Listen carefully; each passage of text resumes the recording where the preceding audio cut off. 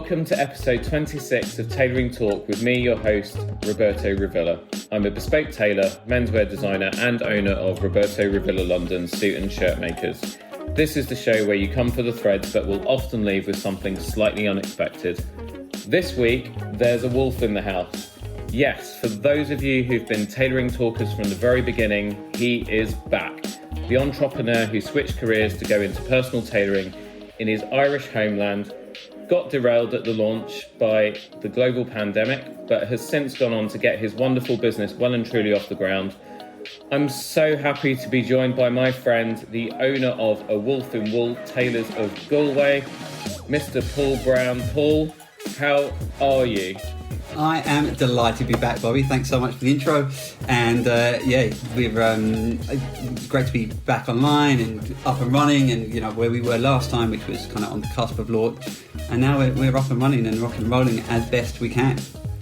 Yeah, I've been, obviously we keep up with each other on Instagram. It feels like an age since we last spoke, but in reality, it was only 8-9 months ago. So back in March. Yeah, and you were the actual. We were kind of humming and hawing. Were we going to launch? Within that month, within those 2 weeks, and you were kind enough to have me on as a guest, and that was kind of the kick up the bum we needed to go live. I think you texted and said podcast is up, and I was like, oh, cry. We better start posting. So, but that was it. It was that's often how these things pan out, I guess, with that little bit of external inspiration, and we kind of launched concurrently. So the podcast went live. We were kind of ready to go, and now we went live kind of quickly afterwards. So it's been good to get up and running and to get out there. Exactly. So for anyone that's listening, that's sort of thinking, hang on a second, this other guy's a tailor, and I'm guessing. So for guests, audience members who haven't listened to earlier episodes and haven't had the pleasure of spending time with you and I before. And are sort of wondering, hang on, he's a tailor and he's helping this other tailor launch his business. It's not quite like that. Paul's obviously done all of the work. We just happen to be recording a podcast together around the same sort of time. But Paul and I, obviously we know we've got mutual friends within the industry. We got connected together. I can't remember exactly how.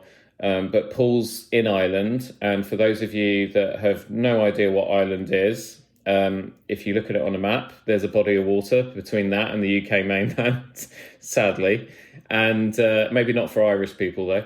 And our markets are different in that Paul and I are in different places within our little group of islands up here. So how are things in Ireland at the moment with regards to what? Because here in London, I was out on an event last night at an art gallery in Bond Street, and you wouldn't have known there was a pandemic, basically.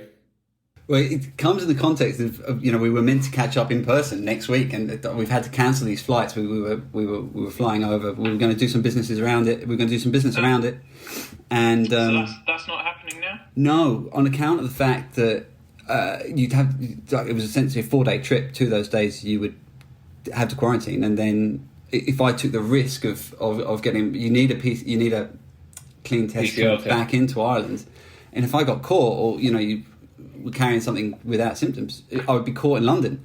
And I've got good friends, I've got good family there, but no one wants to put someone up in their home should they have a positive test. So to be away from wife and 2 kids and work and everything else for potentially 2 weeks without a roof over my head was too much. So for the sake of a 4-day trip, it just what it would transpire, it wasn't really worth it. And not to use this medium as a podium to slate anything, but we've been home in Ireland for 2 years and hadn't had any need for the low cost airlines here in Europe. And was then reintroduced to the frustration of dealing with a low-cost airline here in Europe when you have to cancel or shift flights. So it's been a bit of a galling week, and we're not where the UK is in terms of those functions, and even insofar as like citizens returning now would need to do those tests just to get back in the country just ahead of Christmas. So we'd had a pretty good run. The hospitality industry just reopened properly, I think, a month ago, and so far that was nightclubs and pubs, going as far as 2:00 in the morning or whatever their license is, and that's all been pulled now. That rug's been pulled from under us, and I think it's all very well and good saying, the Irish pub, it's been branded and rolled out across the world and it's part of the culture here. But in reality, where we are here in the west of Ireland, those pubs are part of the culture and they are part of the community, and they're a lifeblood for a lot of people, like all laughing and joking, stereotypes aside.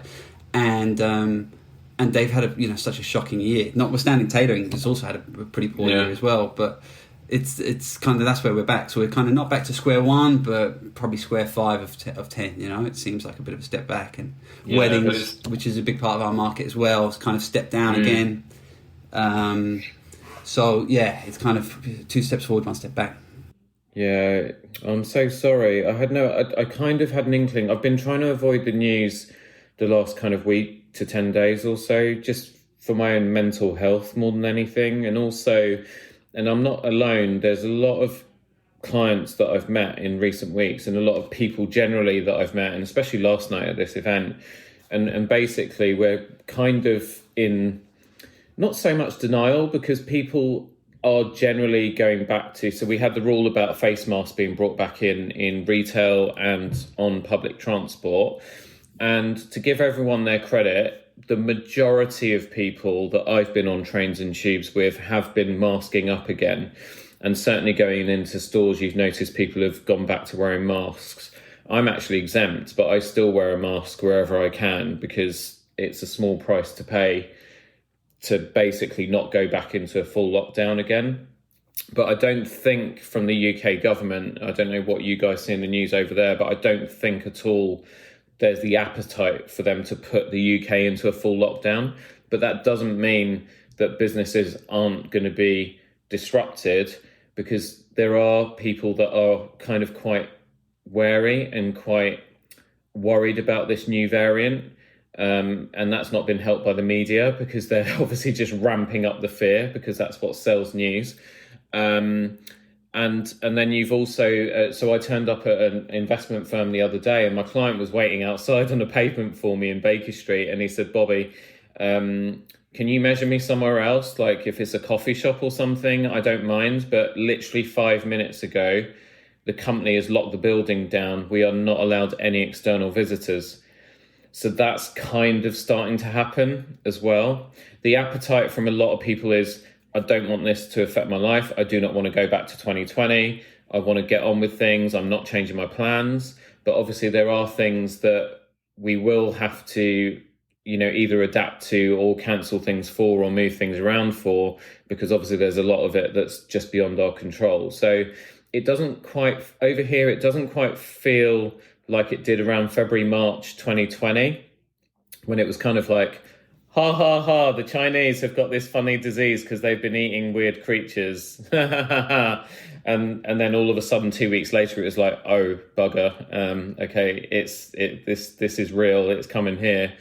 And then there was this real sense of dread. And, as everything just dropped out, your diary fell apart, business just, went off a cliff edge and all the rest of it. That's not quite where we are at the moment. It's quite different to that, but you still, at the back of your mind, you're kind of looking over your shoulder at what could happen. So yeah, but I mean, it's even worse. It's even worse for you. I'm so sorry. It's not your fault. I think I'm always reminded, like in terms of the cycle of it and lockdowns and all it. Like just this week, I'm just reminded of that Jeff Goldblum line in Jurassic Park. Like nature finds a way. This is part of the cycle now. We just need to learn to move with it or live with it or whatever the case may be, because I appreciate there's mitigants, there's masks and everything else, but Jeff Goldblum's never steered me wrong before. Nature finds a way. This is it's part of us now. We've got to crack on, I think. And yeah, exactly. Whatever we can.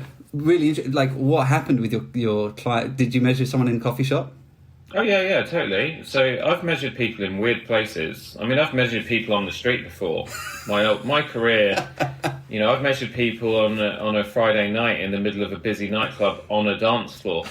I always find a way to them business done. Them 80s tyres that used to be the pianos, if you just had one as a measuring tape, You could whip it out. Yeah, basically, I mean, I should just use measuring tapes with my ties, shouldn't I? Wouldn't look very good, but and I don't like skinny ties anyway. So it's not been too bad. It is kind of tapering off as we get towards Christmas, but we're going to be busy anyway, just because of the amount of clothing that was sold September, October. But you've had a little bit of publicity over there. So how's the reception to visiting Tailoring been in Galway? Because it's kind of relatively. I mean, we were talking about this last year, earlier in the year, not last year, but it was kind of relatively a new thing, right? Yeah. But hopefully you've been able to use that to your advantage. It remains that, there's not many people that do what we do here in Ireland in terms of, that travelling tailor and being exclusively made to measure, no stock, no ready to wear garments. So there is definitely a pitch there, as why would I bother? Which is normally, as you know well, like cut, cloth and construction is really our three foundations as to our why. We do things a little bit differently with the tech as well. Obviously, we can render stuff up and show men, in little PDFs and on their email, because historically men aren't great shoppers or love spending time shopping. So whilst all the good things that we do, like cut and cloth, which I'm very focused on, it's them little customizations that seem people get really drill into, and your Instagram is notorious for like the little lapel buttonholes and mixing that up. That's where a lot of our clients have kind of they come for the tailoring and they stay for the customizations, I guess is what's kind of transpired. I think like custom linings, which are big and bold, and I really thought would have a bit more traction, have been less so. People are more conservative with linings, but buttonholes and like little messages under their collars, under their jacket collars, have been a big part of that's a really cool little thing we do. And yeah, in terms of our exposure, we've there's a big race meet here in Galway every August, which has been limited in terms of capacity the past 2 years. Previous year, 2 years ago, was virtual entirely. Last year was kind of a hybrid of the two, and our suits have won best dressed at the Galway races 2 years running, which has been great because it gets you, it just gets your eyes on people that want to see you, because this market is segmented. There's, my father, there's no point in trying to pitch to some people like, don't care, it's it should be right, but some people that can have the eye or have a bit more focus on these things, they're the people that go to races and dress up and don't just throw on what they can throw on. So that's been great, and yeah, we've gone quite well. So I would say the majority of because Ireland, again, is a couple of steps back from the UK in terms of working from home. It's almost exclusive at the moment. So my clientele have only been, I don't know, say 25% probably are businessmen who need a new suit for, work or for the office. And then the balance has mainly been weddings, which is justified. We've got brides out there spending huge money on dresses they only probably wear once, assuming they get married once. And then the grooms have there's obviously a bit more where you can get out of that suit, and a lot more you can do with it. You can change the shirts, the ties, the squares, the vests. So that's been good, and I think I've only had one like real casual wedding, so I don't want a suit, just want a blazer and pants. That came out really nice, blue and grey, real classic menswear. And then we've had a lot of, as we've moved into winter, and what we do very well is cloth, right? So a lot of kind of more flannels. And I mean, grey flannel suit, the flannel suit was part of the cornerstone of a man's wardrobe for years. And then I think the 60s, 70s had that grey flannel suit. The film came out, gave it a bit of a bad name. It was a bit more generic, I guess. And now, as we've moved into an Irish winter, and we've introduced these cloths to people, going, hey, you could go get this worsted wool suit, or you can have this nice flannel. Great thing about flannels, or that Swedish style, and I see your Instagram, you're doing a lot more of them now as well, or doing more of them, is it works really well as a separate, because it's got that texture, so whilst I appreciate people are spending a reasonable amount of money on what we do, there seems to be a big push on how you can rewear it or how you can restyle it, and that's what, of all the stuff we do, flannel it does really well, and so that's been popular. So not so many casual weddings, but a bit more knowledge around fabric and things like that, which is great. And I think that maybe for the listeners, maybe it'd be worth spending 2 minutes what flannel is, or otherwise it's just a generic cloth, Yeah, we can do. Go on then. So I think, not to go too tech. Well, this is tailoring and tech. So if we go tailoring tech, it's not tailoring tech anymore. It's not tailoring tech.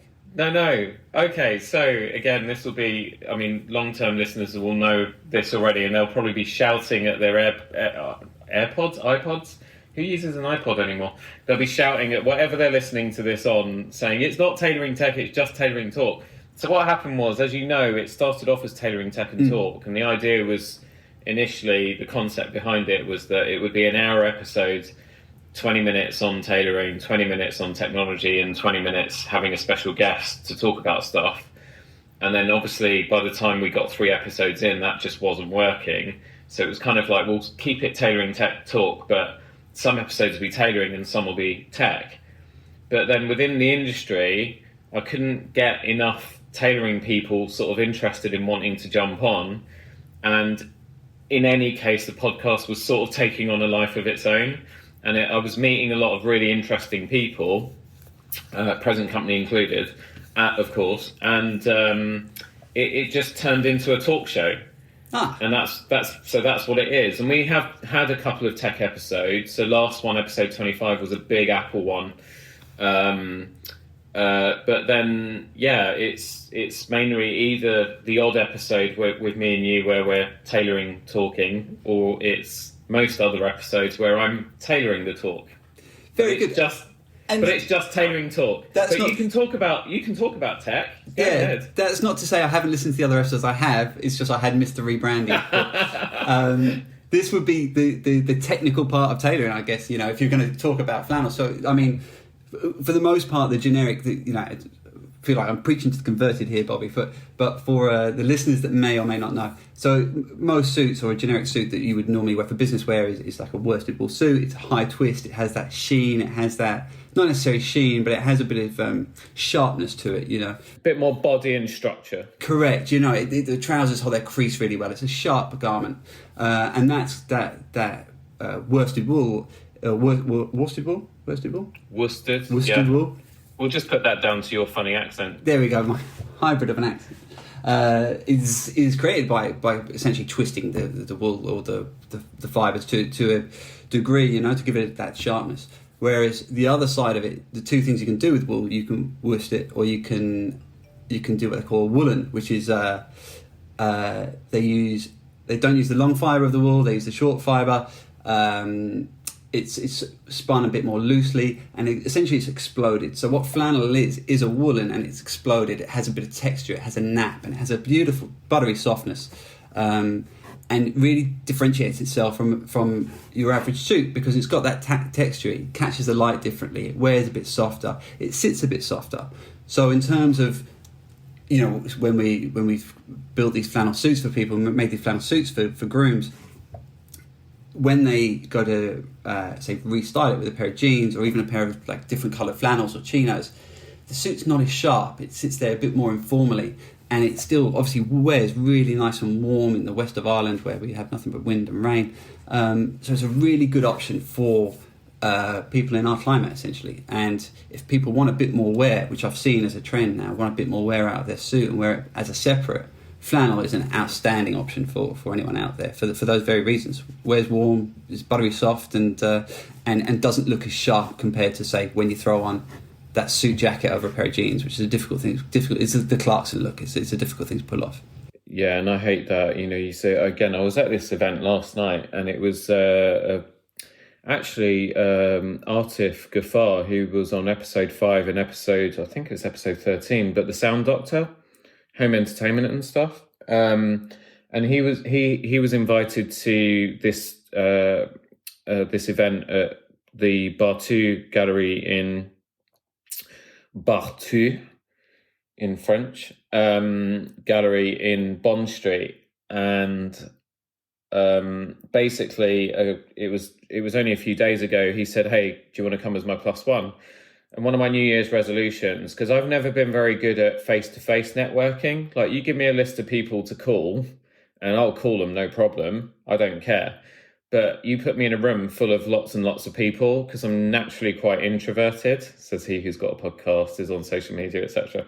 But I am. I'm not the sort of person that will go bouncing up to people, getting into conversations and stuff. Case in point, I was looking at the art was amazing. I need to put some of the pictures from last night up on social media. But there was some stunning artwork there. There were a lot of people. This lady sort of sidled up next to me. Apparently, I had a lot of eyes on me as well, because I'm shattered, Paul. I'm so tired. I'm really, really looking forward to Christmas. Less than 2 weeks, and I'm done until like the early January. But I am so tired. So my original intention was to wear one of my 25th anniversary limited edition Dorme cloth suits.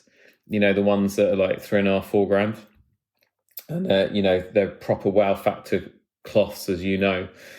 And in the end, I just couldn't be bothered. I was just wearing my black jeans that I made, and I just put a Swayzer on, actually, yeah. And again, I have to thank you for coming up with that. Yeah, exactly. I owe the success of that whole product line, I owe to you. And I'm really glad that I didn't sign a contract to give you royalties. So I was just wearing my navy Swayzer, which was in the much heavier sort of cardigan sweater type fabric. And I was wearing just a dark blue stretch shirt and a black knit tie with a tie pin. And that was that. But I had a lot of eyes and a lot of compliments on me last night. And I was just dressed really, really simply. And there were other people wearing suits there. But my God, hideous. I mean, either wearing stuff that was 2 sizes too big, or, it was just gross. It really was. And I really hate to sort of use that term. Some people are going to be thinking, what an absolute WANKER. But they have a solution for that problem by contacting one of us. If you know, exactly, yeah. So if you're based in Ireland, call Paul, and if you're based in England, call me. Anyway, sorry. So I'm kind of going all over the place here. But the funny point was, to focus on I think you've dressed really well for a gallery attendance, right? Like, you're not in a sharp, overly, like, you're not in a dinner suit. You're not haven't just come out of the office. That's a beautiful casual meets smart casual, obviously. But you know, the consequence of it is I had people coming up to me saying, "What do you see in this?" or "You like this?" or "Do you know this artist?" And what I realise is, without being bothered about what I was wearing. I mean, literally, it was like, I don't give an F. I'm just going to go in this. I don't care about dressing up. And in the what I actually ironically ended up doing is probably looking more like I actually knew about art, right? Because it's a kind of very sort of, I'm still very, very smart, but there's a bit of personality and character to the outfit and so on. But also, I think the dark, you know, the navy shirt with the navy jacket and black knit tie. My tie pin's one of those quirky Tailors ones that's got like the working gears and wheels on it. And so people, you know, especially women, they pick up on those sort of little details. Anyway, so I had this this lady sort of sidled up next to me, absolutely stunning, beautiful dress, all the rest of it. And then she's cradling her champagne. And so we're both just standing there next to each other, just looking at this painting. And then she just sort of leaned over, you know, like you see in the movies. She just leaned over and she's just like, "So you like this painting?" And I just went, "Yes, I like this painting." Bit like Moss out of the IT crowd. And then I just turned my back to her to talk to Artif again, because I didn't know, I wasn't meaning to be rude, but I was like, shit, now I'm going to have to get into a conversation about it. And I've got no freaking clue. I had imposter syndrome. I shouldn't even have been in there. Anyway, but the point was, there were so many badly dressed guys there that night. It was awful. Not Andre, the property PR guy, who I have got your card. I am going to actually email you directly after this recording. But you were actually very well dressed, sir. He was wearing a sort of rose pink double-breasted blazer with an open neck shirt and dark kind of well-fitted chinos. And he was quite tall French guy. sorry, not French, German. Oh my God, I'm going to edit that out. German guy, European, and he was quite tall. He was probably about 6'2", and he had like a really cool sort of almost like a European footballer sort of hairstyle, and then a beard, and his glasses were really thick. But the whole thing was just he was really cool. I still think I had the edge in how I was dressed because I don't think his stuff was tailored, but he looked really good. But yeah, there were only a couple people there that were really well dressed, and I was two of them. I was at a function not so long ago, and I've determined that you never want to be overdressed in the room, but the best dressed. And that's why I said I think you've hit that gallery nail on the head. You know, you're not. This isn't some solicitor's rolled out of an office in. Well, it may be a nice suit, and you haven't overdressed. It's not overkill with 3 pieces. I think, and kind of going back to what we're saying about this kind of hybrid working environment and everything else. Maybe casual tailoring is the future, and I think. Again, we do 3 things really well: cloth, cut, and construction. Cloth really will, I think, come into it. You know, we spoke about flannels and how you can rewear it. Your swazer, which is essentially like a stretch or a knit jacket, a stretch shirt. You know, it all screams out comfort, like with this booming athleisure wear. But you can still achieve that comfort in what we do in tailoring, and it just requires like a little bit of knowledge. And you don't. I'm not saying everyone has to start reading, you know, permanent style, etc. But I think you can call one of us or hit us up or ask a question on Instagram or whatever the social media channel is and say, you know, what is that? You know, where we are going away this evening, we're out tonight, and like a tweed jacket is just absolutely like a fundamental part of my wardrobe here. I can throw it over a piece of knitwear and a pair of jeans, and because tweed has that, again, a bit like flannel, that exploded fabric, that kind of coarseness to it, it pairs really well with a pair of jeans, which is, you know, historically workwear, has a bit of coarseness to them as well. But because the tweed is, again, a bit like flannel, very softly drapes very softly, and there's not much structure, it's not very sharp. That's exactly what jeans are. They're not sharp, they don't hold a crease, they're nice and relaxed.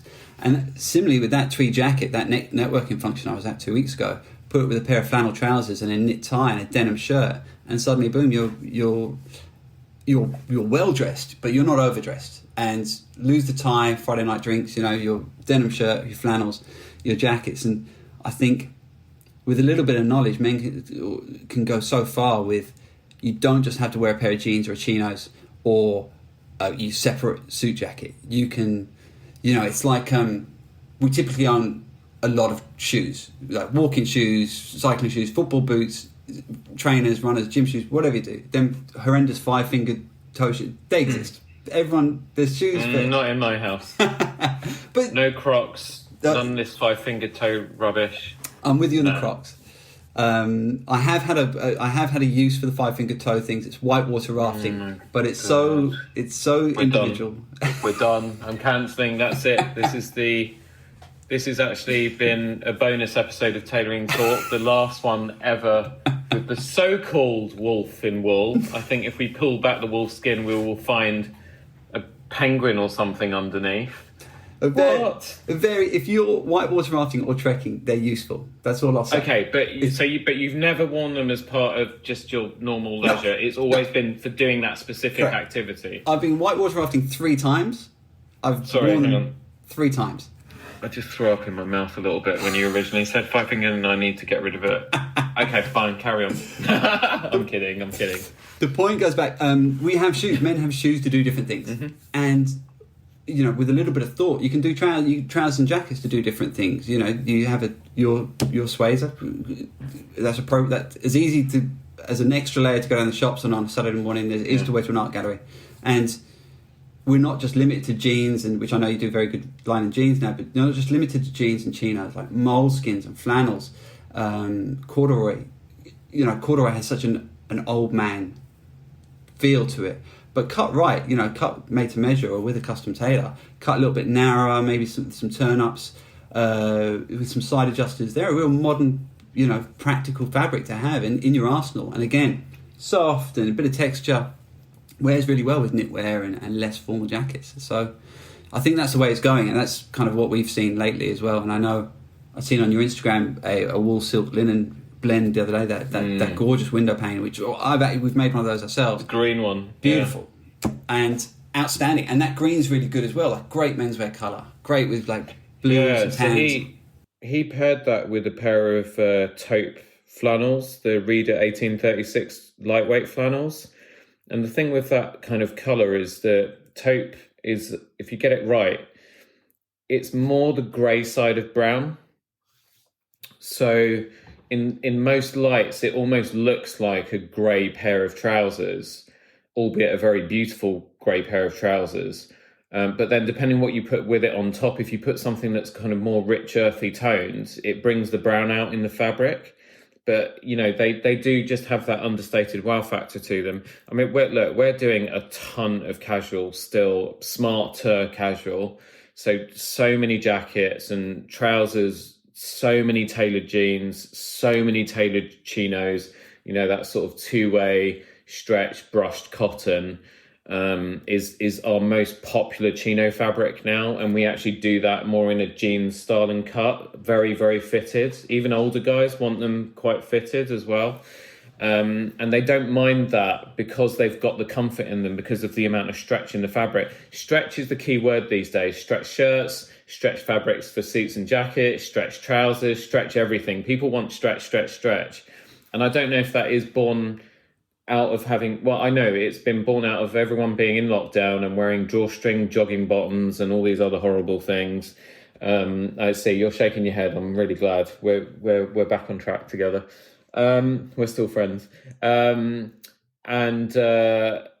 know, they kind of, you know, people's weight are fluctuating. So people had lost weight, they've come back to work, their workout schedules and eating schedules have gone out the window because they're starting to eat out again and so on. So the weight's fluctuating. They want stuff that just kind of breathes with them. So yeah, I mean, suits aren't dead. We talked about this as well last time. You know, definitely we've got a reasonably healthy order book for suits. But the big thing I've been talking to people about is that it doesn't matter whether you are going to be wearing suits or you want to go smart casual. The most important thing is whatever it is you're wearing, and for whatever situation you're going into, I'm trying to talk to people about considered dressing. So it doesn't matter if you're just going out with your wife and the kids for a Sunday pub lunch. It doesn't matter if it's a meeting with a potential new client who's a C-suite member. It doesn't matter if you're going to an art gallery, business networking thing in Bond Street. Look like you actually thought about what you were going to put on. And I say that I didn't care about what I was wearing last night, but you know, there's a reason I do this for a living, is that it doesn't matter really what the situation is or what I'm going to pull from the wardrobe. I'm always going to put something on that looks like I thought about it, because the fact is that I do. It's just that people like you and me, we do it more instinctively than other people do. If everybody did it, they'd all be tailors. They'd all be doing our job, but they're not, thankfully, which means you and I still have careers potentially. But it's all about considered dressing.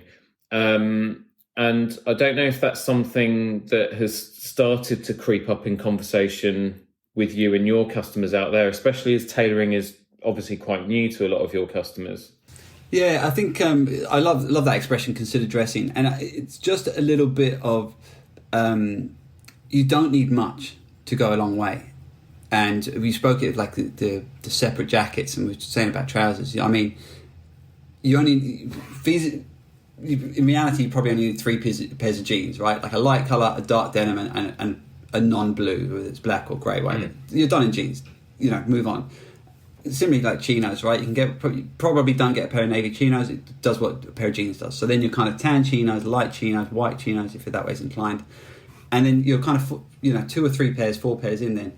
And then leaving aside suits, you know, you can build a foundational wardrobe. 1 pair of grey pants goes with everything. That green jacket that you spoke about, perfect with grey. You know, the navy blazer, the navy suede you wore last night, perfect with grey. Any browns, the brown tweed I'll rock tonight, again, perfect with grey. So, you know, 1 pair of grey pants there. They're 3 jackets, and then you can double that because then you can add in knitwear. So, you know, navy knitwear, brown knitwear, green knitwear, or olive knitwear. And, you know, so a little goes a long way, and it's that consideration.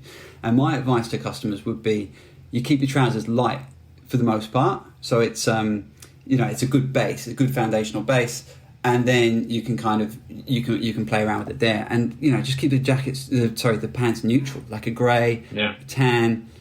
You don't have to do much more, really, feasibly, and you're away. And a summer pair, like a kind of a high twist wool for summer, really nice.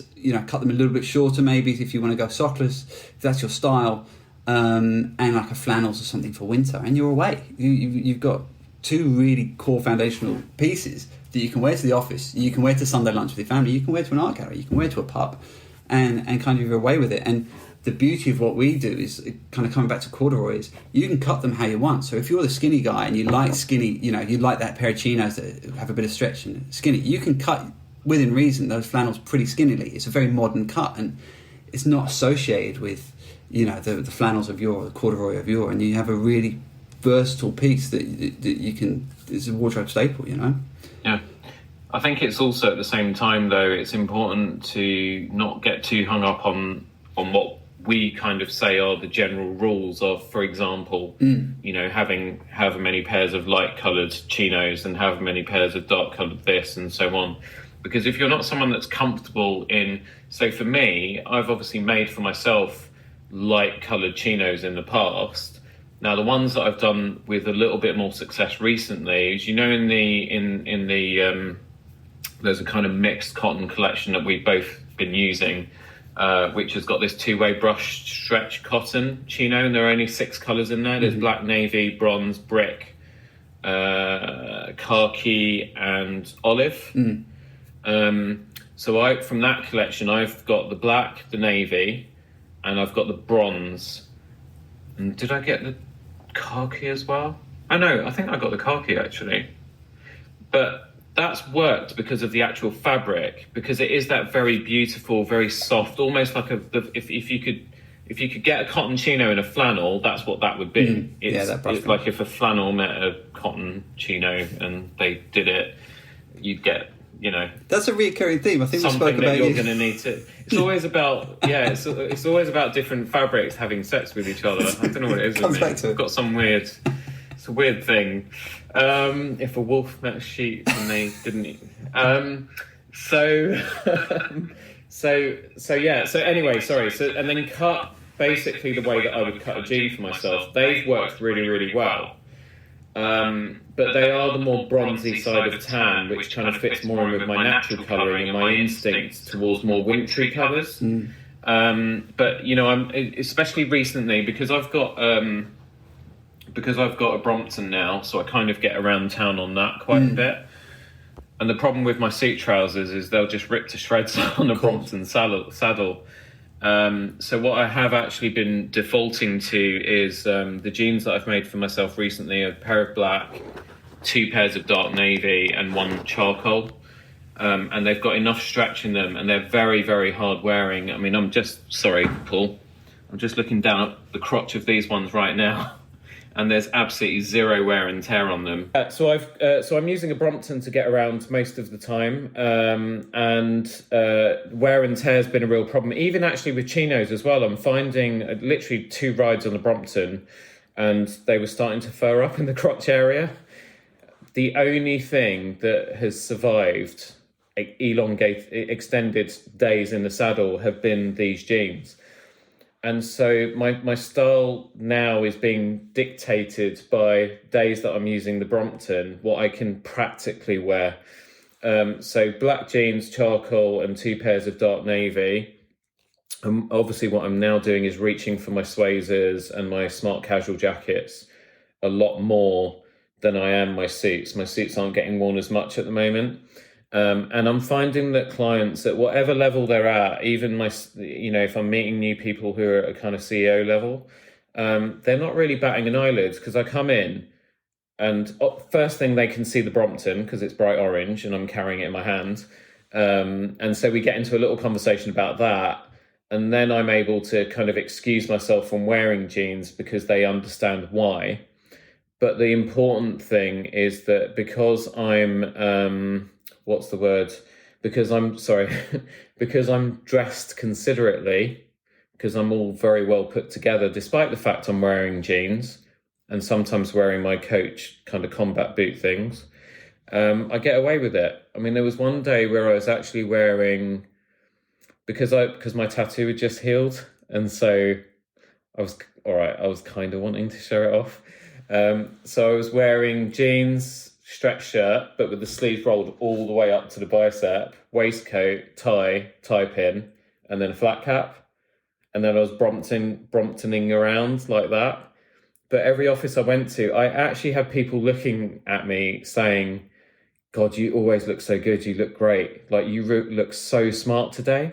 And that generally is the kind of thing I'll wear on a Sunday when I'm walking the dogs. Do you know what I mean?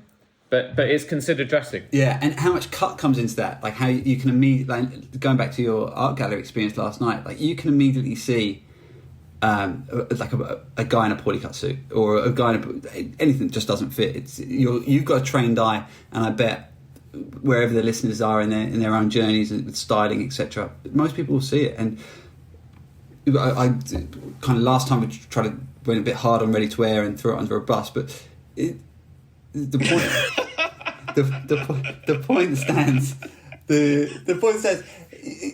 Most people have to compromise, and what those guys are doing in a poorly cut suit that were last night is, maybe they were slightly bigger in the chest or wider in the shoulder, and they've had to move up a size in essentially just move up a size or down a size or what have you, and it's the whole thing's then kind of contorted out of shape, and the sleeves are too long or the chest too big, or the Paul, listen, for a wolf, you're a really nice guy. You can speak freely here. We're in a safe space with us and however many 100 listeners there are, or dozen, or couple of listeners. But it's yeah. Hello to everyone who's been a podcast guest before, actually. Yeah, it's a safe space, so speak freely. Go. But I think it comes down to, you can immediately tell, and it's a blessing and a curse, this gig, because I cannot watch a film or a TV show or walk down the street without going, 2 seconds, I can help you out here, boss. It's your radar's on, isn't it? Yeah, it's a what that kid from The Sixth Sense, he's seen dead people. I see badly dressed people when all the time. What's the matter, Paul?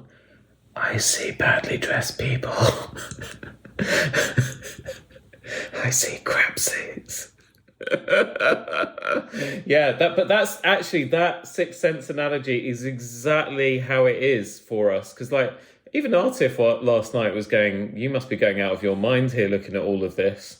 And actually he was kind of slightly one of them, because he's not quite ready for tailoring yet. I will get him there. Artif, actually, to be fair, he's going to be listening to this, the poor guy. He'll probably actually laugh about it. But he actually is... He's someone who's wearing clothes that could fit better, but he does little things like he'll wear a pocket square and he coordinates his colours together very, very well. And so he looks like he actually thought about what he was wearing. I mean, actually, last night we got there, the poor guy travelled all the way down from Birmingham. I was standing in the middle of the gallery practically holding his bags and stuff and his ties for him while he actually got changed. But he even though his stuff isn't fitting as well as it would do if I was making it, he still does these little kind of touches, coordinates his colours very well, and looks like he thought about what he was putting on. And in actual fact, he got a lot of compliments on what he was wearing last night. But, most of these guys, when you look, there were a lot of guys and ladies there. For the most part, the ladies had all either made a really big effort. I mean, there was some walking around in beautiful dresses and matched jewellery and all the rest of it. Others who might have just come straight from work, but they still look very well put together. And the guys, with maybe, I would say, about half a dozen exceptions, the other sort of 100, 200 guys that were there really just looked like they hadn't bothered at all. Like they might have done, but the perception was that, oh, that's someone that just left the house this morning, didn't even bother looking in a mirror. You know what I mean? I think it comes back to shoes. Like, we have different shoes that do different things. You need to have different items in your wardrobe that do different things, and I think fit's one part of it, but it comes back to what you were saying about just consideration. Like, it's not, And there's just so much information out there. Like, follow Roberto Revilla's Instagram. There's inspiration there. There's so much inspiration out there. You don't have to, go with like an ostentatious David Beckham, like a massive window pane suit or some double-breasted, cashmere fit. There's colour cut, and cloth. You're halfway, 3/4 of the way there. Yeah, exactly. I mean, if you're still buying off the peg, fine, but there are plenty of good alteration tailors out there that you can go to, and for very little money, you can have them nip and tuck things and actually make things fit you a little bit better. It is really, if you're looking in the mirror and you're realizing that the cuffs on your suit are too long and your trousers look like a little train wreck at the bottom above the shoe because they're too long, and maybe you've got a bit of saggy nappy bottom in the trousers because they're too full in the seat. These are all things that can be corrected with the help of a good local alterations tailor if you're not someone who's ready to go full custom just yet. You're exactly correct. And for all the listeners out there again that aren't customers or aren't into tailoring, they're two very simple adjustments you've suggested, and one that will, for two very simple adjustments and two very quick adjustments, will raise your style game by like 40%. Like the sleeves on a jacket and the cuffs or the opener of a pants are the two easiest adjustments you can get done, particularly the pants, which just, is a cardinal sin really to have them pull like they do at the bottom. It's not comfortable. It looks horrendous.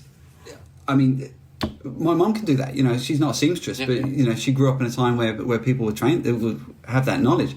Just take your pants up.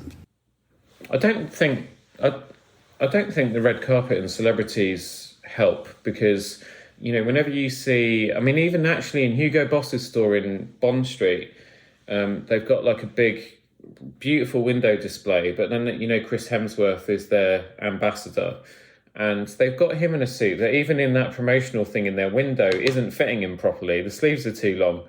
And I sometimes wonder if people kind of see stars on the catwalks or at awards events and so on, and usually it is those two cardinal sins, the jacket sleeves being too long and the trousers being way too long. And maybe, I don't know if people sort of look at that and think that, if Chris Hemsworth is wearing his suits like that, maybe that's the way it should be. By the way, for the record, it bloody isn't. But the reason why those celebrities' suits sometimes don't fit very well, it's because their agents will go to people like us or go to the big brands and say, can you give so-and-so an outfit for free for that night, and you'll get all the publicity on social media and all the rest of it. I don't get involved with any of that stuff. And then the brand obviously gives that stuff to the celebrity, and for whatever reason, maybe they couldn't get together with him to fit them, or there just wasn't the time. They end up giving a suit that isn't going to fit that person very well because it's ready-made at the end of the day. But, I think instinctively we know when something's not quite right. It's whether someone has the will or not to actually then seek the help to get it corrected. So there you go. There's a long-winded tip for anyone out there that's listening that is buying ready-made clothing that they know isn't maybe fitting as well as it could. They are two easy solutions, and not to extend on it too much. I was reminded of a story going back to this race event that we were at in the summer, where one of our suits had won best dress. There was a guy beside me, and he tried to go for that sockless look. So he'd cut his trousers a little bit shorter, so halfway there. It would have been really good if he had some turn-ups there to add, some detailing. Sorry, Paul, he was going sockless in Galway. Yeah, it was height to summer. It was at least 16 degrees. Brilliant. It's the end of July. Yeah, it's kind of the height of our summer. It's probably 20 degrees or whatever. But I don't think he was going sockless for practicality. Like, it's not the south of France or Italy. I think, again, going back to what you're saying, he'd seen a celeb or he'd seen it on whatever. This was a look he was going for. So he had his trousers cut short, he'd taken them up, which was good. So he showed a bit of ankle. I would have liked some turn-ups in there, but that's neither here nor there. And going back to celebrity and style I was looking for, inspiration I was looking for, and then swinging all the way back to consider dressing, he just hadn't thought about like the socks and shoes. So he'd thought, I'm going to wear a pair of ankle socks, like sports socks. Oh my because this is kind of what people do. And as a consequence, he's got a pair of trousers I've just thrown up in my mouth again. This is going really well for you. It's not you this time, so we're fine. Carry on. So he's tried to achieve a look, but without any consideration or any discussion. And his white socks are hitting his ankle, and he's wearing a pair of like lace-up shoes, like either Oxford or Derby's. I imagine they were a pair of Derby's, and his trousers are cut short. Now I've seen what he was going for. And more power to you, sir, for trying to do it. But, I mean, with a little bit of consideration, or hitting us up on it, or whatever, or reading on the blog, or just taking the time, like a no-show socks is a very easy Google. You can pick them up you can always pick them up in a supermarket. And if you really wanted to embrace a look, go out and buy a pair of loafers. You know, not necessarily, but loafers would help. The no-show socks unequivocally would help. So it kind of comes back to considered dressing. You know, you're not going to get caught in that situation. I'm not going to get caught in that situation. But with just a little bit of consideration, he would have elevated that look, by miles. And in the meantime, and again, it comes back to the Sixth Sense thing. I don't know if anyone else noticed, but I was like, I almost left the venue and bought him a pair of no-show socks. Yeah. Did you say anything to him? Or you just sort of stood there aghast, horrified?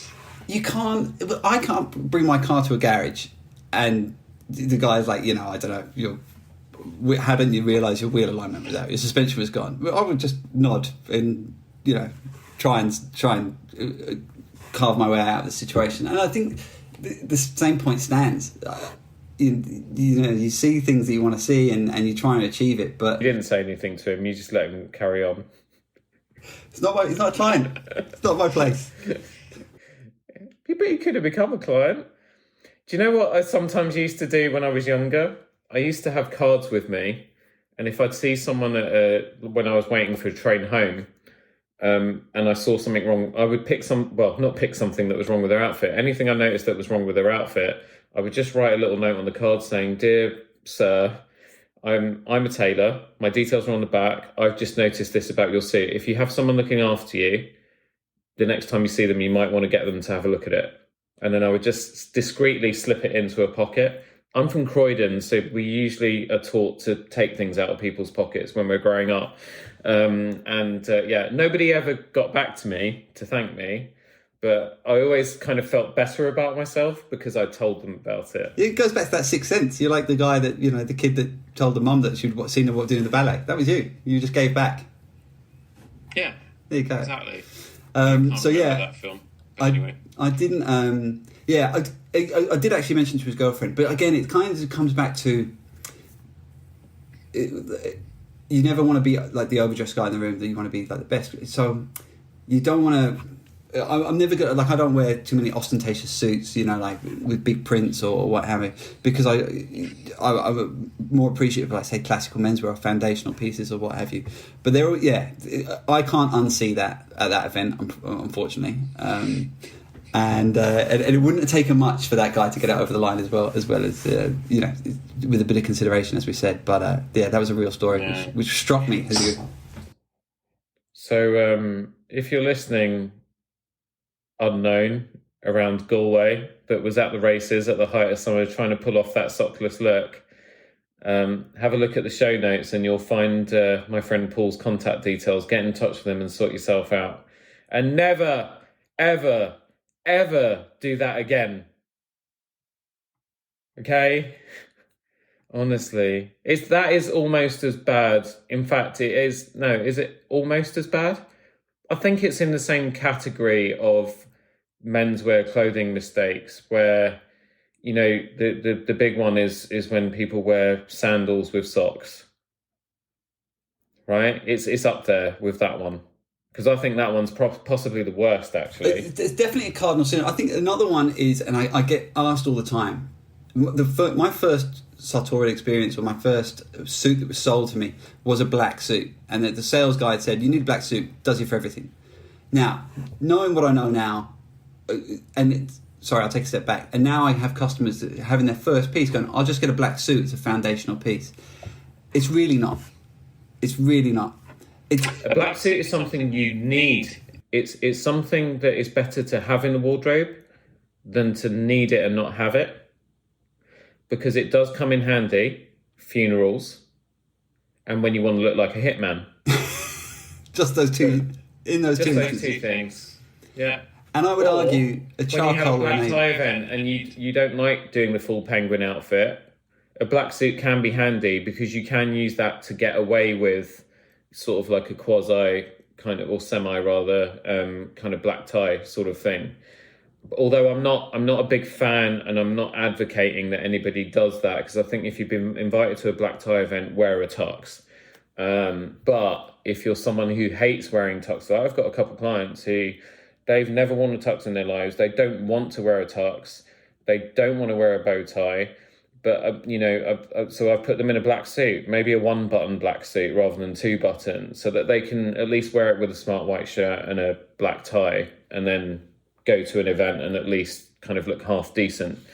But yeah, if someone was coming in for their first suit, a foundation piece, I would not be thinking black at all. Absolutely. And I think, even going back to funerals, like an ink dark navy or like a dark charcoal does the exact same thing. It's just less harsh. Like black kind of goes with white, and that's pretty much it. It's a monochrome outcome. It's such a digital outcome. It is what it is.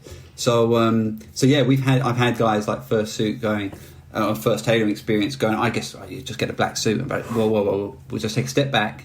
I get that you're looking for a dark, somber, formal suit, but navy achieves that, and charcoal achieves that. And if you've got my complexion, which is a bit what you'd say like summery, a bit like fairer head and bluer eyes, I'm going to take a couple of steps down from that deep navy. We're going to go a little bit like a bit more maroon, a bit more greyish navy than we would ink dark navy. Similarly with the charcoal, we'll take a couple of steps back. But if you're a very Irish, like West of Ireland complexion, like dark hair, pale skin, dark eyes, dark features, then we're going all, we're off to Navy Town. But so again, it kind of comes back to consideration and just that bit of knowledge, and this is a thing that I think I've heard, or it's in the back of my mind. First suit should be black, blah blah blah. I mean, there's enough information out there that we can take a step back. But yeah, my first suit was a black one, which was it was horrendous. The pictures are horrendous. They do live on my social media somewhere. But yeah, it was just bad advice. And come to Bobby or I, and we'll don't even come to us. Just look at the Instagram feeds or read the little captions, and then there's enough there. Exactly. So yeah, and we were speaking about before, but like tying it into what we were talking about Bond and the new Bond film. Like Daniel Craig's, the wardrobe there is very considered, like across the board. Obviously, he wears a tux very well, but having watched it again last night, he never goes like the darkest of darks. He's always a couple of steps back. It's all a bit greyed, and he has that summery complexion. Like he's a great. I'm going to follow someone in media or entertainment. Craig's a really good example. Yeah, apart from that pink velvet double-breasted tux thing he wore to the South. You're out on that? The premiere. I was out on that. Yeah, I don't think it worked for him. It was the wrong colour. It was a bit candy pink, not dusty pink, right? Yeah, I'm totally. I mean, it could be the kind of photo editing when the photos kind of came out in the media and so on, but I don't think it worked for him at all. Mm. But that's just my opinion, and I'm entitled to it, especially as this is my show. But yeah, speaking of Bond, so Carolina and I are very well vested in the Daniel Craig Bondiverse. So we did a little. Actually, that sounded like 50 Shades of Grey. Bond universe. So we did a little marathon from Casino Royale to Spectre before we went to see No Time to Die. I really, really want to see that again before it leaves the cinema. But I'm not sure that I'm going to get a chance to because I'm just so busy. But when it comes out to buy at home digitally, I will be all in on it. I absolutely loved it. It wasn't obviously a hardship to get Carolina to come with me to see it because, again, she's well invested in it.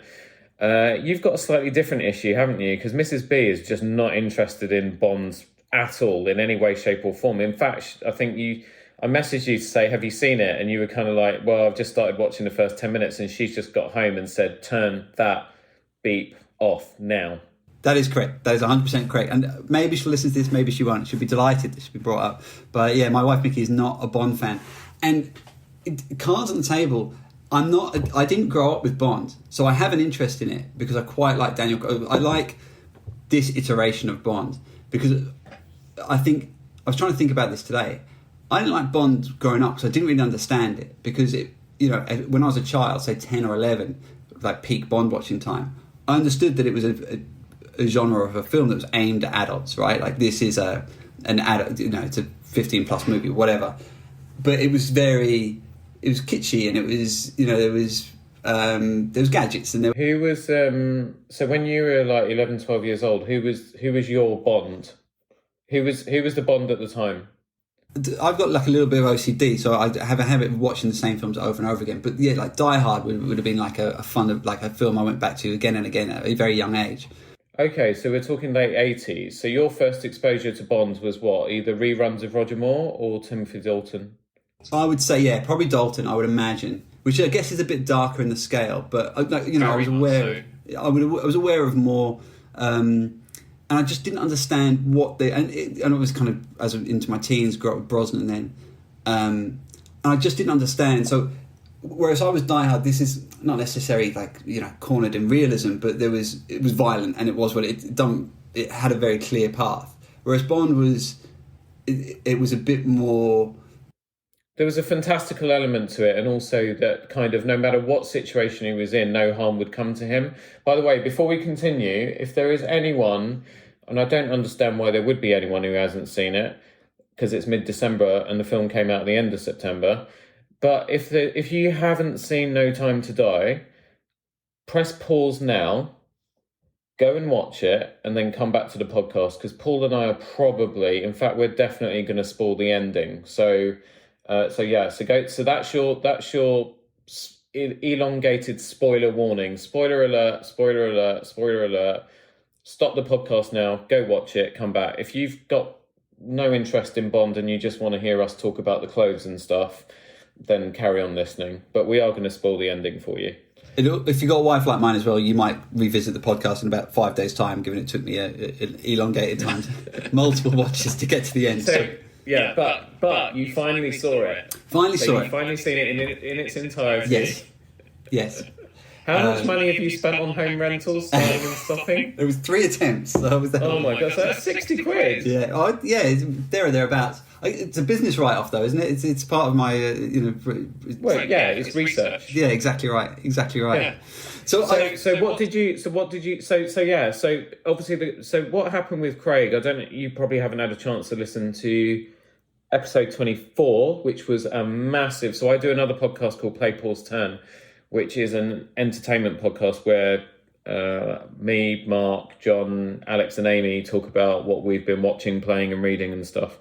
So pop culture, and the Play Pause Turn team, the boys at least, joined me on Tailoring Talk. So we had a crossover episode, really big one. I think it ran for about 2 hours, but we really got into Bond, like all things Bond, went through the whole of No Time to Die and so on and so forth. I can't remember the point of why I'm telling you this, but if you've not listened to that episode yet, so one of the things we talked about was the fact that at the time they were rebooting Bond with Daniel Craig, basically the instruction from, I think it was probably the instruction from the studio to the producers, was basically because Christopher Nolan's Dark Knight trilogy had just started, because I think Batman Begins was 2005, and then the subsequent films you had were 2008 was The Dark Knight, and 2010, I think, was The Dark Knight Rises. Can't believe that much time has passed.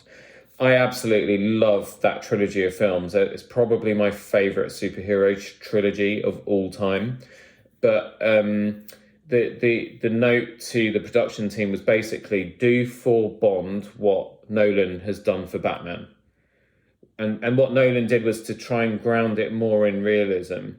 And so with Bond prior to that, no matter what situation he got into, you kind of, the stakes were never really high enough as a viewer because you knew he was always going to get out of it. But with the Daniel Craig era, it's been slightly different. You know, there's been peril and there's been times where he's almost died, and you can see him physically. It's very visceral in the way that he gets injured and has to clean himself up and all that sort of stuff. So there is a bit more peril there. And in this one, they obviously go and do the ultimate thing and kill him off. I think that's very. And like, also, you had the Bourne, like Greencross had done the Bourne films, and like Casino Royale had them very famous handheld battle, like close combat battles. So I had, whilst I wouldn't be like a Bond aficionado like your good self, I was drawn a bit more into it with the new direction, I guess. And again, it kind of comes back to that realism thing and how I didn't grow up with it, etc. So there was definitely there's definitely a bit more appeal now, and yeah, like in terms of the film, I had a feeling, because it had been well documented that it was Daniel Craig's last Bond, that something big was going to happen. But there was definitely a point at the end of that film, and you've already given the disclaimer of the spoilers. There's still going to be a rescue here, because I don't understand how the series continues. But I guess it's people clever than I that will come up with it. But it's like James Bond is just a pseudonym or a 007. Obviously, there's another 007 in the film, so. Yeah. Well, basically, I mean, the among a lot of fan forums and so on, there was this kind of big debate for years that 007 was just a moniker, it was just a pseudonym, so anyone could take the 007 mantle. But in this series of films, they put that to rest in Skyfall, because we actually see the grave of his parents at the Skyfall. I want to call it a ranch, but it's in Scotland. At the Skyfall estate. Yeah, the Home Alone house. And also we see flashes of his identification and all that sort of thing. Sorry, not 007. 007 obviously is an assigned agent number. James Bond itself, the theory was that James Bond itself was the name that was could be assigned to any spy. So Paul Brown, suddenly one James Bond dies and Paul Brown then becomes the new lead 007 agent, and then you're not Paul Brown anymore, you're suddenly James Bond. But that was kind of put to rest in Skyfall.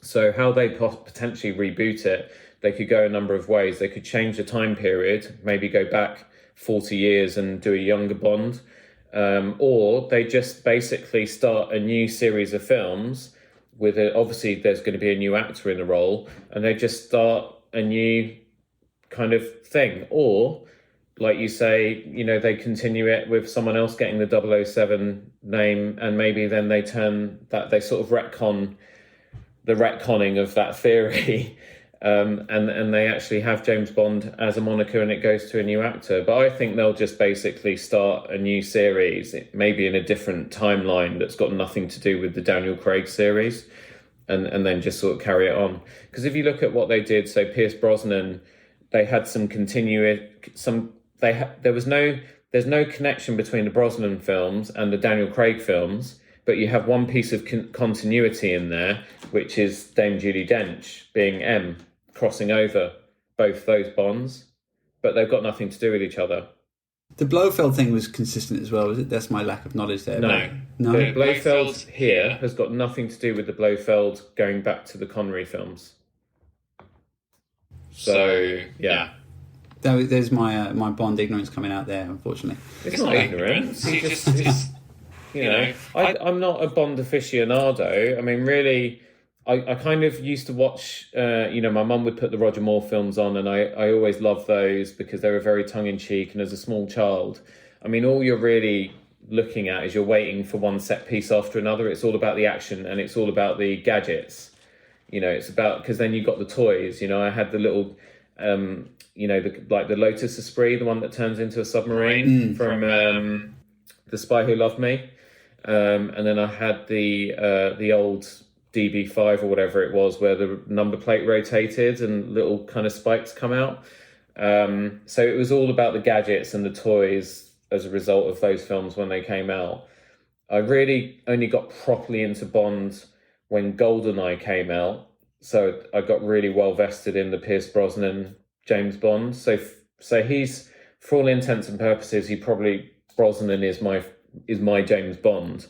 But then Daniel Craig's he's my favourite out of all the people that have played the character. I think he did such an amazing job. There seem to be like little GoldenEye homages like to the game. The closing scene when he's running around shooting people, almost like point of view style. It felt very much like the game at a point, the GoldenEye game. Yeah, as he's running around that bunker. And what game that was. Yeah. Do you know what it reminded me more of? There's been this sort of thing in TV shows and movies where that it's really cool if the director puts together a one take long scene, which is done in one take, and often they're not actually one take. They're basically, there are cuts and there are edits, but it's put together so it looks like it was one take. And the effect of that on the audience is that you almost get as exhausted, exasperated. There's a sense of peril as well, because it's almost like you're watching something dangerous happening live. So the experience is just, it has such a profound effect on you. I did not breathe through that whole stairwell sequence, but what it actually reminded me of is I don't know if you're into Star Wars, but The Mandalorian, they bring Boba Fett back into that show. And Boba Fett in Star Wars was always a character who was kind of always in the background. It's really weird that he got this cult status because he looks so cool. But really, if you look at what Boba Fett did in the original Star Wars trilogy, the most he ever did is try to kill Han Solo, and Han Solo, completely blind, turned around, accidentally punctured his rocket pack, and Boba Fett ended up getting eaten by a Sarlacc and screaming like a girl in the process. But yet this character is so cool. So the thing for Star Wars fans is that we've never seen Boba Fett as the most feared bounty hunter in the galaxy. And there's the scene where he's introduced back into Star Wars lore in the Mandalorian. You see him kick the living crap out of the Imperial lot. And everyone I know who's seen that, when that scene comes on, we just punched our fists in the air because it's the moment we'd been waiting all our lives for, which was to see this guy in action. And it maybe not quite the same thing, because obviously we've seen Bond in action. But for me, the way that was done, that stairwell fight, was us seeing the full extent of Bond's powers. Like all that skill that he's acquired over a long career. He is a killing machine, right? But at the same time, you also had this simultaneous sense of dread, because it was like he was going out and he's going to die because he's going to go out in a blaze of glory. But yeah, it's, oh God, I can't wait to see it again. I feel like those bad guys, the villains, the henchmen, going back to the Star Wars overlap, that they went to the same school of shooting that stormtroopers did. Oh, totally, yeah. This is the... so basically you get a pass if you can't hit a barn door from 2 meters away. There were some incredible misses, like with automatic weapons. Incredible misses. Yeah, no, exactly. But, getting into... What did you think of the outfits in this one? So it actually ties in really well with what we were saying earlier about casual, because what really struck me... two things actually really struck me. One was the fabric, and the other one was the styling of it. So the opening scene is Scary Dude in the mask and the ice thing. Mm-hmm. Just quick side note, Scary Masks, is that top 3? Scream, Halloween, Scary Dude from No Time to Die? Pretty good. Yeah, but then there's one that you're missing, Friday the 13th. So I still don't think he makes the top 3.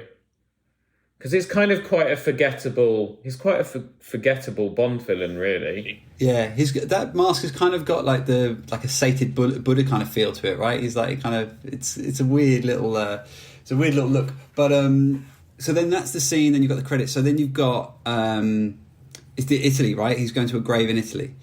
So that suit really struck me. Comes back to what we were saying earlier. Very casual, right? And I had to pause it last night. It's actually like real fine corduroy. Like it's it is. Yeah. Which, when you think about corduroy and cotton, like it wears warm. It was a winter fabric for the most part. And I don't know when that was in Italy, but it seemed very dusty and warm. It seemed such a weird choice. But so that corduroy, and it's very you can see as he's swinging around, it's a very unstructured suit, which kind of comes back to what we were saying earlier about stretch and structure, and it's very casual. But obviously he pulls it off incredibly, and you know that. Do you think? I mean, bearing in mind Daniel Craig is what, 5'10". Do you think the cut of the jacket was right for him because it was a 3-button? This was the two things I noticed: a 3-button suit. I haven't seen one in years. You made one recently. Oh yeah, I've made. So I literally just in the last week have posted 2 3-button jackets. Yeah, I've made not many, but I've made at least a dozen in the last year or so. So I haven't seen one, and to go back to like the tailoring, the tech part of it. So it's not a 3-into-2 roll. So what we mean by that is there's 3 buttons on the jacket, but there's the top one's essentially not for buttoning. The lapel basically sweeps down to meet the second button rather than the top one. And it becomes kind of a bit of a sartorial detail. You've got an extra button there, and you've got a bit of a buttonhole in your lapel. But it wasn't that. It was a full-on 3-button suit. Mm-hmm. And I guess what you're saying at 5'10" or 5'11", whatever Craig is, you don't want that V where the jacket closes to be too high up the chest, because it kind of shortens the figure for the most part. So, you know, it works really well on large men because the V where the button closes, where the jacket closes a bit higher up the chest, and you can pull it off because of your substantial frame if you're, whatever, 6'1", 6'2". Craig's obviously not there. So the two things that struck me was that cloth and that 3 buttons. So the answer is no. 3-2 roll, I would have been, that's cool, and you're Daniel Craig, you can pull it off. You're Bond, you can pull it off. But yeah, the 3-button, I would think, you know, was a bit of a strange one. And if I can digress very slightly as well to all the customers when I bring in the jackets and they try them on, like the 3-button suit it's sometimes, as I point to the top button in my jacket, sometimes the middle button always, and the bottom button never. Is a very easy menswear rule to think. All the clients I drop jackets round to will always do up their 2 buttons. So just if you are listening today, only in a 2-button jacket, you only have to button that top jacket, guys. And in Craig's thing here, he's got his top 2 buttons done up. It was an odd choice, as was the corduroy. I mean, I think it worked. I think it worked in the setting, but also this is Bond in retirement. He's in his maybe late 40s, pushing 50. It's the way you would expect someone like that to dress, especially from an ex-military background and all the rest of it. You know, it's comfortable, it's functional, but, you know, just on the odd chance that someone sends their goons out to try and kill you, you know, you're ready for action. I think on that whole outfit, so it's like it's a tan, if you haven't seen the film, it's a tan, sandy corduroy, really fine corduroy. Beautiful, like a chambray or a denim shirt, I would assume. And that's what really sings. We go back to colouring and complexion, like Daniel Craig, very summery, like piercing blue eyes, fair haired, great in like what is essentially a tan or a fair suit, and a lovely bit of like mid contrast with a nice blue. Like it's not navy, it's a mid blue, and a nice dark tie. It wouldn't be out of scene in a Bond Street gallery, I'm sure, last night if you were that way inclined. But and unstructured. There's no lining. You can see it as he's swinging around and he's jumping on his bike and stuff. So I thought the cloth and the cut had jumped out of me, but I did like the suit. I probably would have had some patch pockets on it, but I did quite like the look. Generally, I wouldn't have had it as 3-button. I would have expected a more linen-y, to be honest, but it's neither here nor there. I think next standout outfit was his shawl lapel black tux in the Cuba sequence with Ana de Armas, who looked amazing in that dress. Incredible outfit. Well, actually, no, she was really good in that. The good thing was the chemistry you could see between them because they'd worked together previously on Knives Out. And I don't know if she's going to be in the sequel because they're going to make... I don't know if they're making a sequel to Knives Out. Have you seen Knives Out? I'm nearly positive I have, but it hasn't had enough memory on me that I can remember. It might be one to watch with Nicky. It's a murder mystery one. So he's a detective and he's got this real southern drawl. But it's worth even watching just for his outfits because completely different to Bond. It's all very sort of tweedy, 3-piecey, you know, sort of 1960s detective kind of sort of look. But he's investigating a murder that happens at this house with this sort of oddball kind of well-to-do family. But they're in that together, and you could see some of that because obviously know each other. You could see that chemistry sort of coming across between them. So I thought she did such a great job. slightly disappointing we didn't see more of her in the film. But I thought it was odd she was in and out so quickly in that one scene. It was almost. It felt to me like it was like in a computer game where you follow the sort of story mode, and then you come up with different characters that help you on a certain level, and then you never see them again. Kind of felt a bit like that, but definitely it was one of the highlights of the film. But his tux in that black with the shawl lapel just looked banging. I absolutely loved it. It was so cool. So he had I think because it's Tom Ford. I think they'd previously in previous films had been accused of being too tight. Were you happy with the fit there? I think it fit him quite well. I wasn't happy with the grey suit he was wearing. Grey, I think it's a check suit he's wearing when he goes to MI6. Which is, I'll talk about that. But yeah, you were happy with the tux. He looks like outstanding in a tux, of course. But he's a giant. He's very well. I think the problem is they've not got the chest suppression right. So when he buttons them up, you get that bowing across the chest, because they've not darted it and given a little bit of extra space to get over his pecs and so on. I don't think the fit of his stuff is very good. And when you look back at Skyfall, which has had the most influence, certainly on, a lot of the outfits I've created for weddings and things since that film came out in 2012, when you look at Skyfall again, if you look carefully at the tailoring of the blue tux and anything else he wears in it, you'll see just how bad it is. But yeah, anyway, I mean, there was definitely less smart suit stuff in this film, more so than any of the others, I think, noticeably. And there was more, combat casual, smart casual stuff, than we've seen, because that end sequence, I want that whole outfit, the end peel, sort of military sweater, the combat trousers. The jumper the sweater is outstanding. Yeah. Outstanding. But if I go back, I'll get to that in a second. You're going back. I'll get to that. So I'm just going to look up, because I know. See, Artif, he got to town early last night, so he was waiting for me to get to Bond Street. And there's a Bond. It's such a shame you're not coming to London, because there's a whole celebration of Bond happening down in sort of around Burlington Arcade, around that sort of Savile Row area. And so he took I sent him down there to help him pass the time, and he took a little gander down there, and I told him, I said, N Peel at the top of Burlington Arcade, they're the ones that did the ribbed army sweater that he's wearing. So I said, can you just find out how much it is for me, because I really, really want one. And I've got it here, actually. I've just found it. So it's 345 quid. Cashmere? It's 90% merino, 10% cashmere. Lovely. A very unusual collar slit, very cut, like a kind of like almost square on the neckline, but really nice. I like the little padding and the navy and stuff. It looks. I mean, if I was that built, you'd pull it off, But I think I might have to just, if Carolina does ask me what I want for Christmas, I might have to just send her the link to that. Size down one. Perfect. A lot of stretch in it as well. It'd be great. Yeah, exactly. I think that... sorry, but anyway. But that grey suit that you didn't like, it's like a Glen plaid.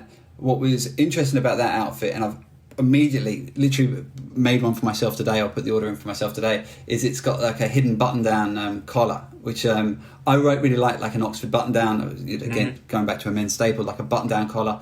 I wouldn't normally wear it with a tie, but I like the fact the collar stays up. It's quite preppy, which is kind of like a nod to my general style. But he's gone with a hidden button down. It's very distinct because you can kind of see and if anyone's looking or listening to this podcast on a phone, you Google the No Time to Die.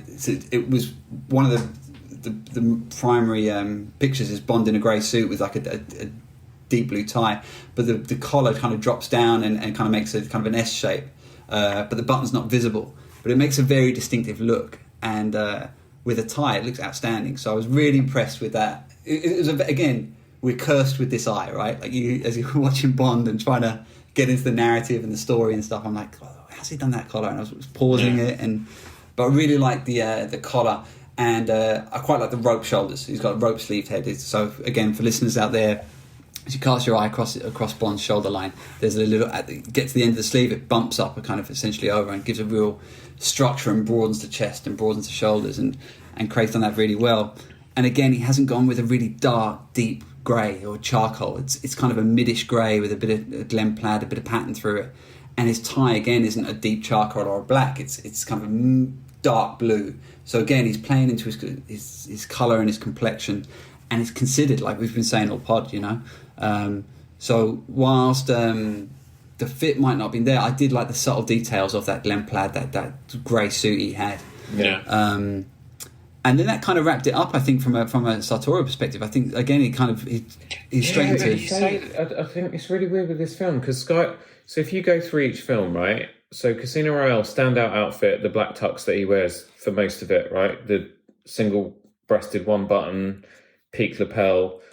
Then you go to Quantum of Solace, and then it's the black Tom Ford suit that he wears. Then you go to Skyfall, standout outfit. 2 from there, actually, is the light grey sharkskin he wears in the opening sequence before he gets shot by Moneypenny. And then the blue tux shawl lapel that he wears in the sequence in wherever it is, somewhere in Asia. And then you go to Spectre, and it's the white dinner jacket.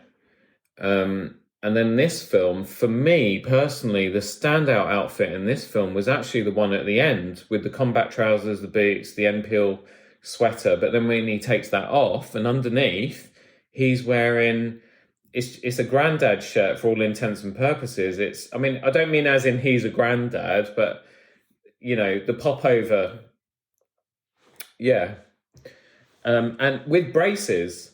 So, like, when he walks sort of across the tunnel and then he turns around and shoots one of the thugs, and that's kind of, obviously, it imitates the opening gun barrel sequence. But, man, I don't think I've seen anyone make a Henley-style shirt with braces, combat trousers and boots look so effing cool. With a bunny rabbit tucked in. With a bunny rabbit tucked into the braces, yeah. That's why you wear braces, people. If ever you're wondering, it's so that you can tuck a toy rabbit in as you march to your eventual doom. So yeah, how did you kind of cope with the ending? What did you think of the ending? Well, so there was a part of it, again, it kind of comes back to what I don't know about Bond, and another like glaring pop culture thing in my arsenal is I don't know anything about Doctor Who, but there was a moment, and again, when everything was crashing around him, I was like, oh, does he just regen? Have I missed something in the James Bond story that he just regens like a Doctor Who? He's never been killed before. Yeah, I googled this. So it was, yeah, so where did I stand on the ending? I think, like, it made sense. I think, like, it seemed to be how Daniel Craig, like, this was a reinvented series, like, since Craig's took over, and it feels like it needed a full stop, or it needed an exclamation mark at the end, to draw a line in the sand for Daniel Craig's role, and it's the polar opposite. Like, there's no other films like it in the series, so I think it was deserving of it. And like the poignancy of the he had been infected with his girlfriend and daughters, the nanobot thing. Again, we're well past spoiler territory now. So I mean, that bitterness, that darkness, like you can live but never hold your child again. I mean, it was a nice. I say it's nice. It's the opposite of nice, but it was. What's the point then? You know, he's a man of honour, or to a degree of honour, or code at least. So it seemed fitting, I guess. I don't know how else. You can't do that and then let Bond carry on and just abandon a wife and child. It just doesn't fit with the remit, you know? Well, no. I mean, he could have carried on and, well, he had to stay because there was a malfunction or something, wasn't there? So he wasn't going to make it off regardless of whether he was infected or not. But there is an argument that if he could have made it off, he could have then just isolated himself and waited for them to create nanobots that would have killed the nanobots. If they can create nanobots that do that, then they can surely create nanobots that would cure the thing that he's got. It gets too much. It's too much like life intersecting art then, because you've got like James Bond quarantining him for a few weeks while they wait for some sort of booster shot for him. Like, yeah, send him to Ireland where he gets a military escort off the plane and has to quarantine in some shitty Ryanair nominated hotel. You know, that's it. You know, There you go. And then sorted. And then he can carry on. I think there would... So apparently the plan was for him to end his film arc by getting killed. I'm not quite sure how true that is. Apparently it was the plan from when they were developing Casino Royale. But I'm really not sure how true that is, because at the end of the day, Spectre was meant to have been... Well, he, at the time, wanted it to be his last one, because there was a very famous interview in which, you know, when they said, will you come back and play Bond again? And he said he'd rather slit his wrists. So I'm a bit sceptical about that. But, you know, I kind of get the feeling that he made the same request to the producers that Harrison Ford made to George Lucas back in the day, which was kill Han Solo off, and Harrison Ford didn't get his wish. And Daniel Craig did, basically, because he just wanted to make sure there's no way that he was ever going to come back to that role. But yeah, I actually cried at the end. That's okay. You're in a safe spot, buddy. Huh? You're in a safe place. It's your show. Yeah. You don't need to tell me I'm in a safe place, because it is my damn show. So I did cry at the end, but I've admitted this before anyway, on numerous other podcasts, and this 2 episodes ago.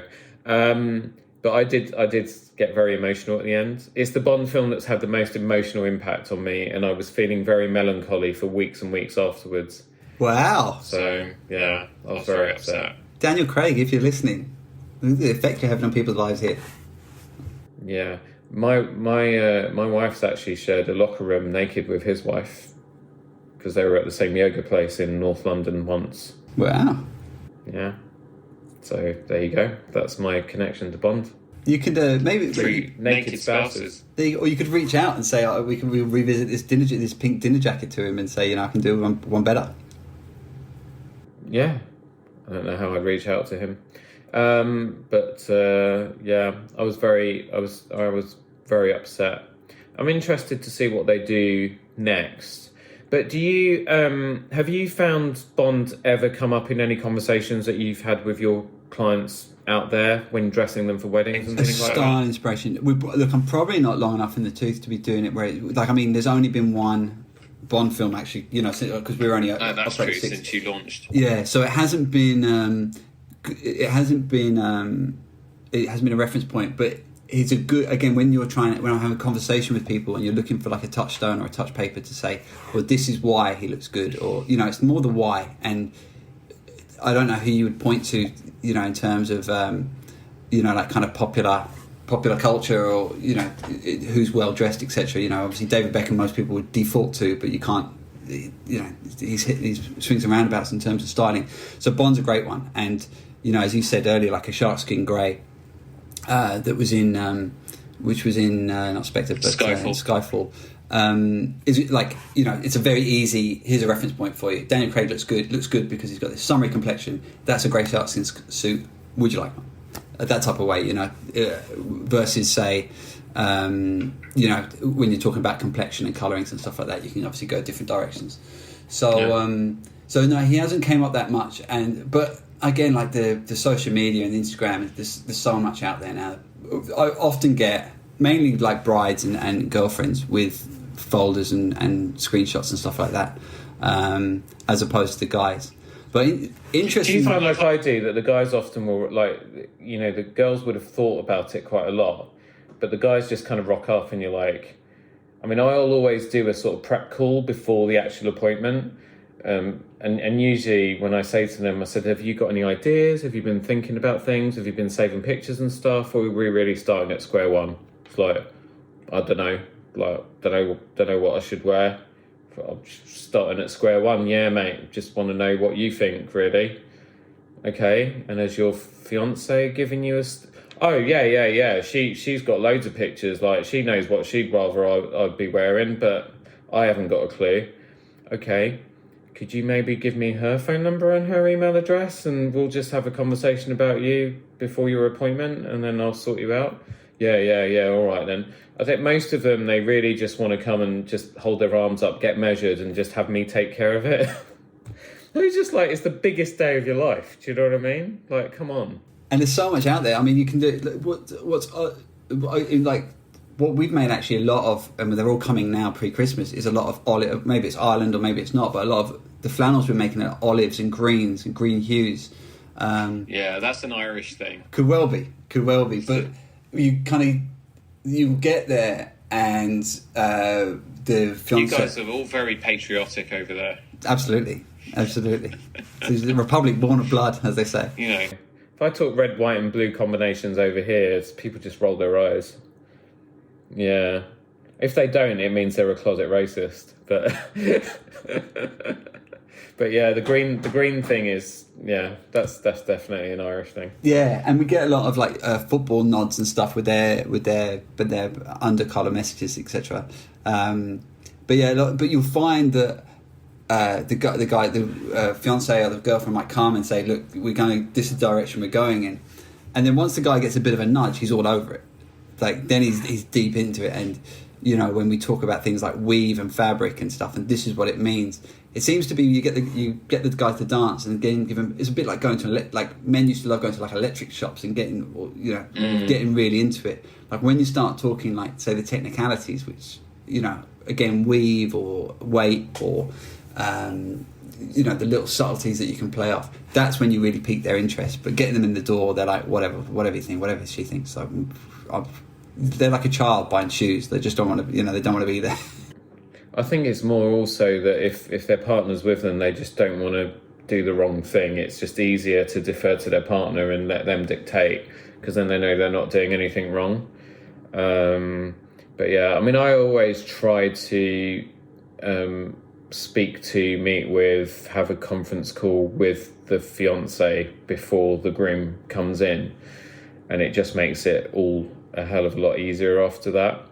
And I'm not afraid. I mean, I've obviously been doing this a lot longer, but I'm not afraid of putting my own ideas across and, sometimes disagreeing with the fiance if I think, what she wants to put. Because sometimes they'll have celebrity pictures that they've collected on a Pinterest board or something like that, and you kind of look at the colouring of the celebs and you look at the guy that's in front of you that, is completely different, and what is in the pictures isn't actually quite going to work for him, so you have to kind of make some adjustments and make some other recommendations and so on. But yeah, I just find it fascinating that a lot of guys are just not anywhere near as bothered as their other halves are about, and even to the point of leaving it to the last minute as well. I think even a lot of the conversations, even conversation I've had lately is we made a beautiful like sharkskin navy suit, 3-piece suit, double-breasted vest. It was really nice.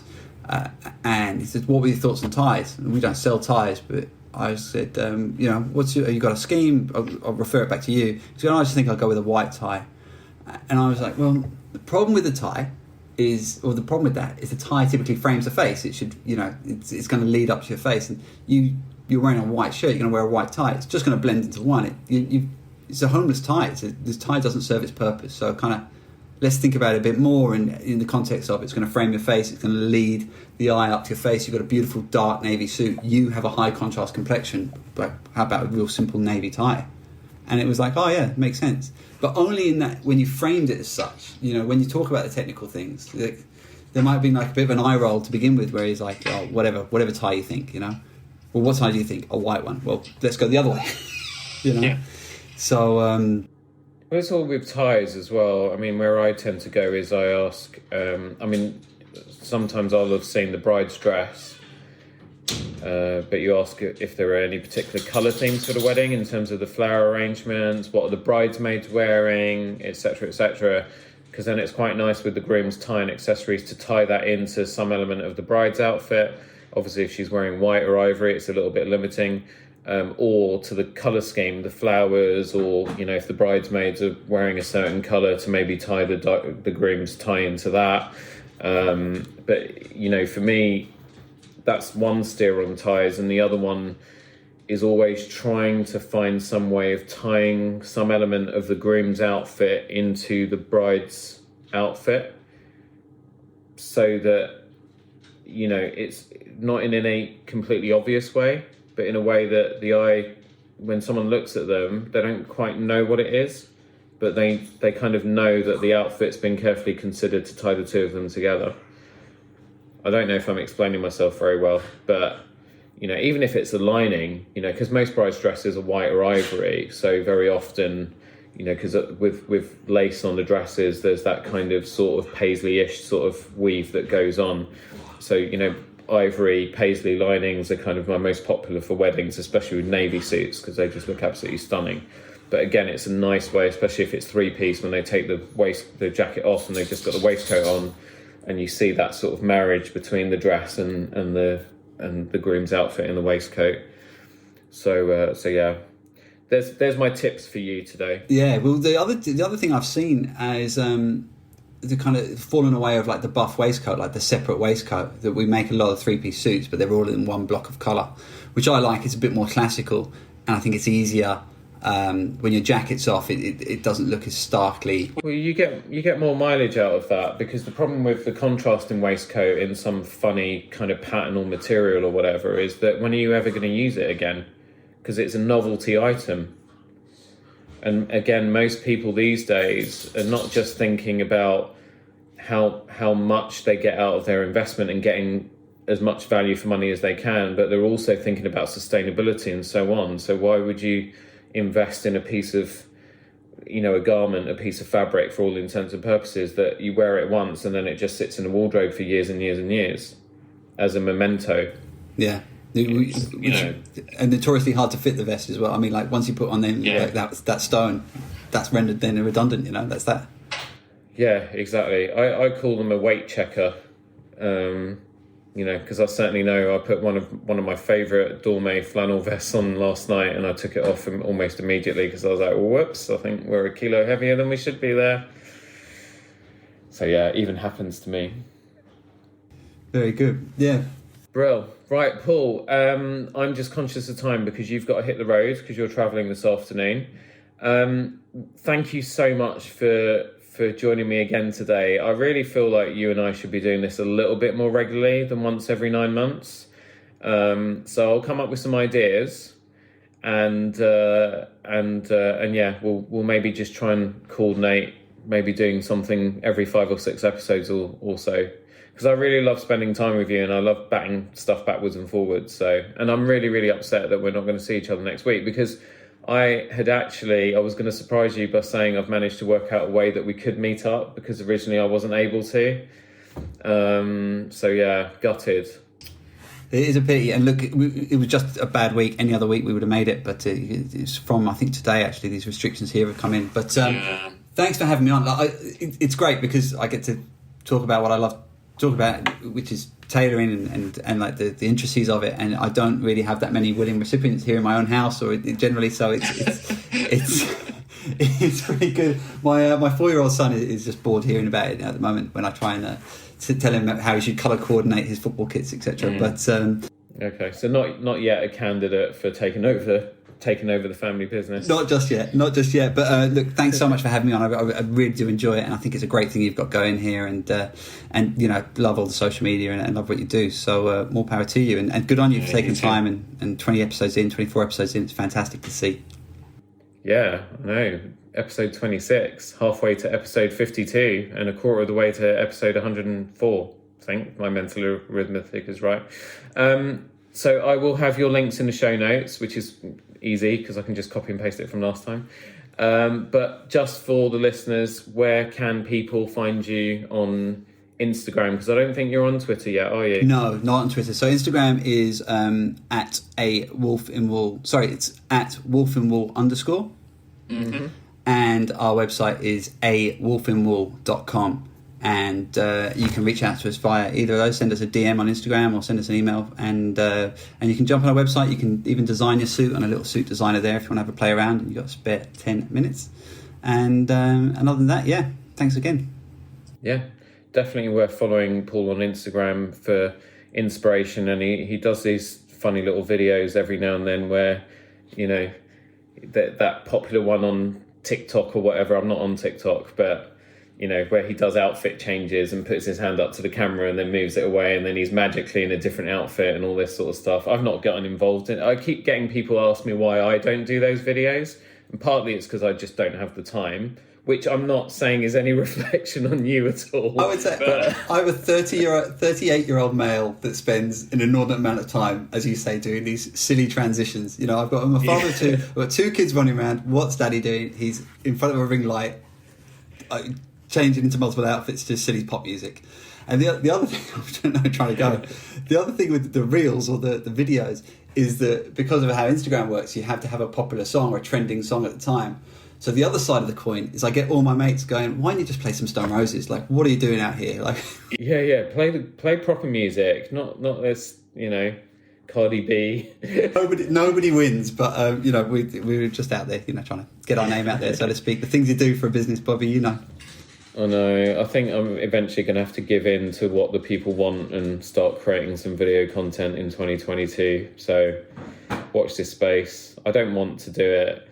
And I'm known for being someone who, if I don't want to do something, I don't do it. But, I think I am going to have to succumb and, It takes a lot longer than the 15 seconds suggests, believe you me, unfortunately. I know. That's me as well, the other side of it. Yeah, I admire you for it. And sometimes I get a tinge of sort of almost...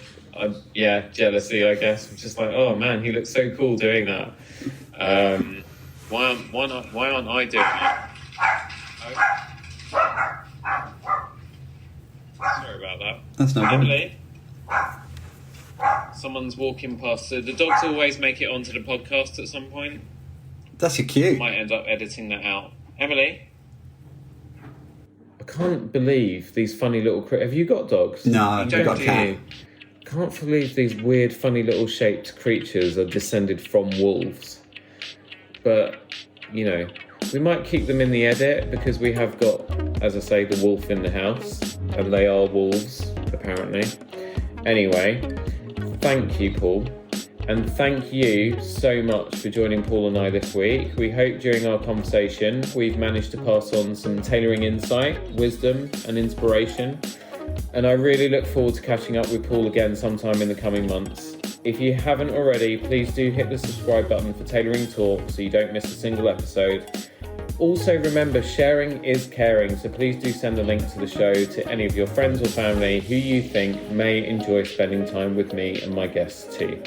If you're on social media, come connect with me on Instagram at Roberto Revilla London or on Twitter at It's Bobby Revilla. Again, Paul is available on Instagram at wolfinwool_. That's it for another week. I'll be back very soon with more amazing guests and more tailoring talk. See you on the next one.